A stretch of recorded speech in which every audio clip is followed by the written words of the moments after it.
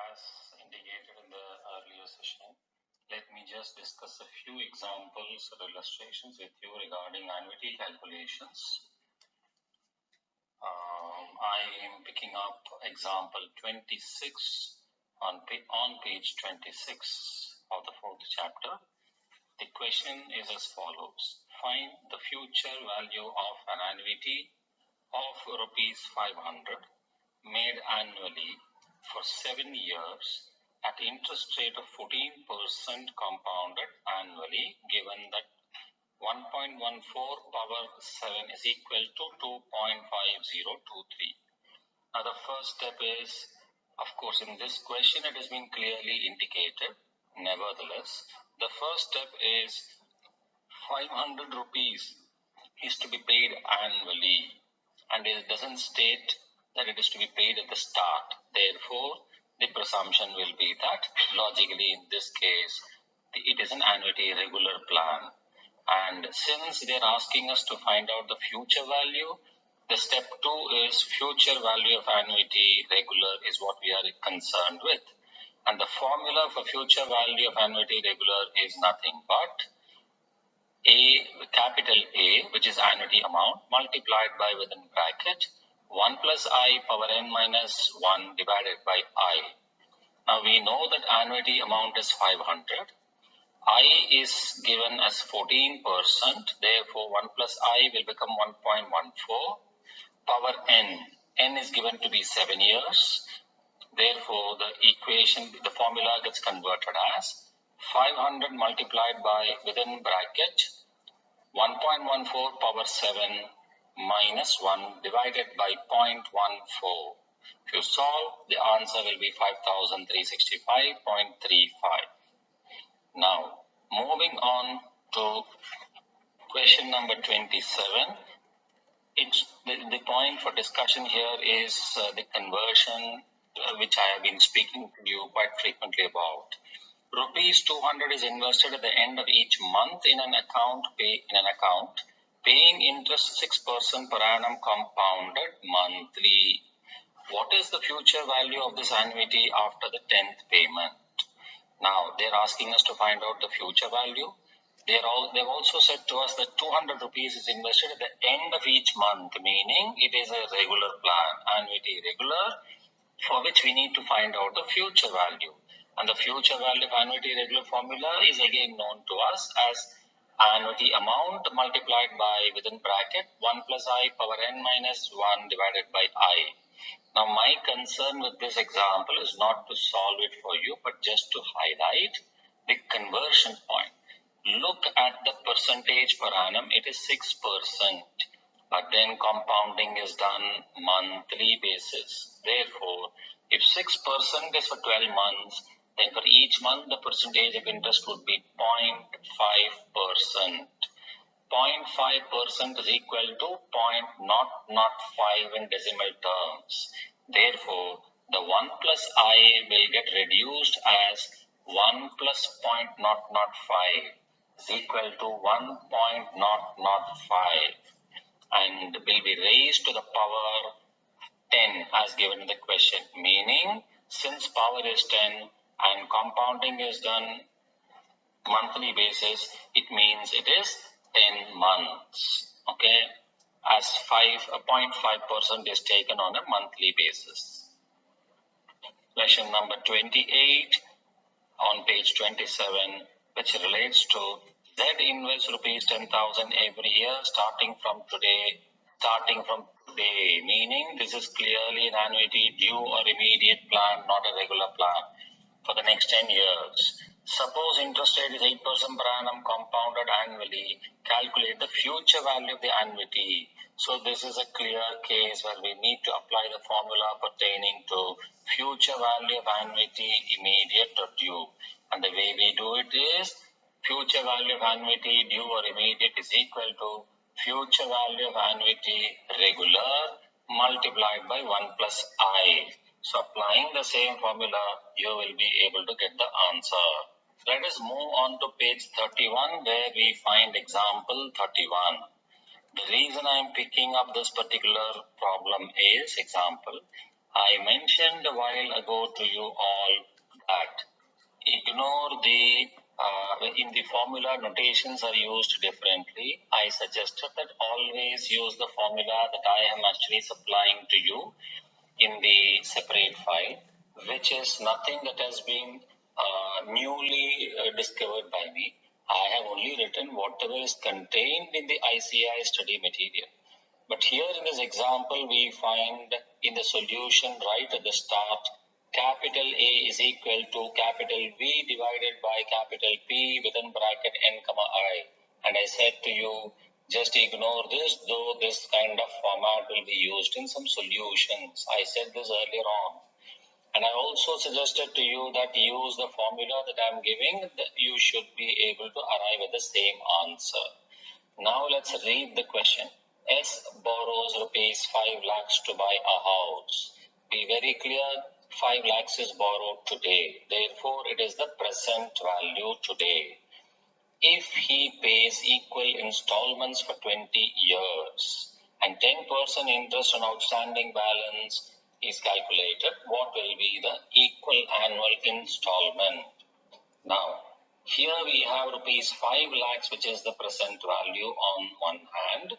And on the other hand, we are told that he is going to be paying equal installments for 20 years. Obviously, when you take a loan today from any financial institution, your installment will logically start only from the end of the first year. You don't have to be told.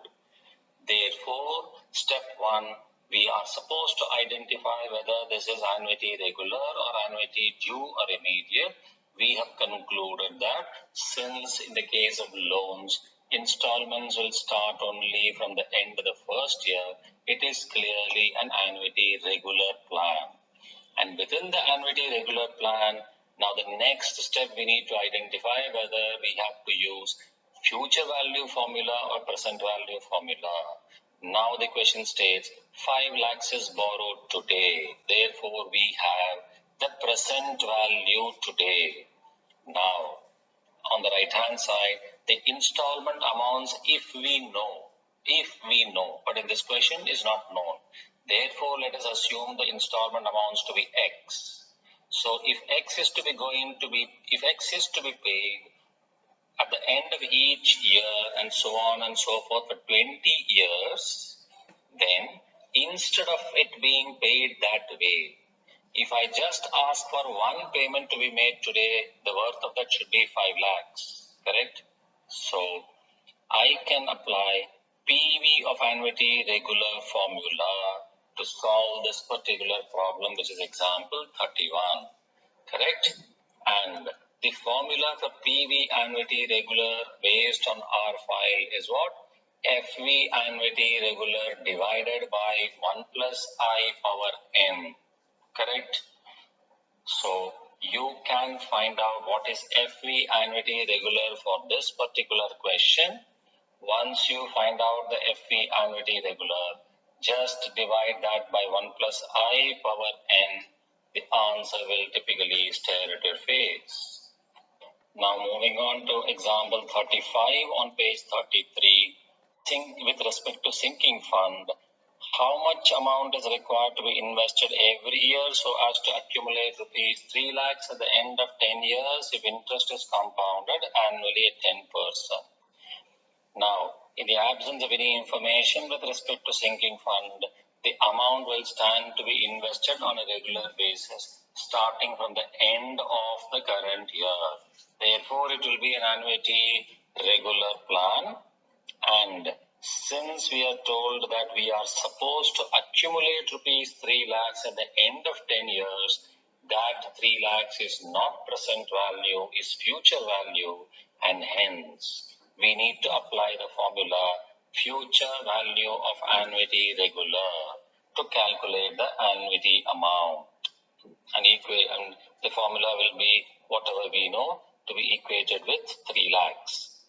I guess whatever points I have discussed essentially in the last 3 or 4, 5 illustrations was essentially to highlight the key point to solving problems related to annuity, and that is as follows. I repeat.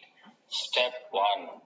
Never proceed in annuity problems without identifying initially whether the problem involves annuity regular plan or annuity due or immediate plan.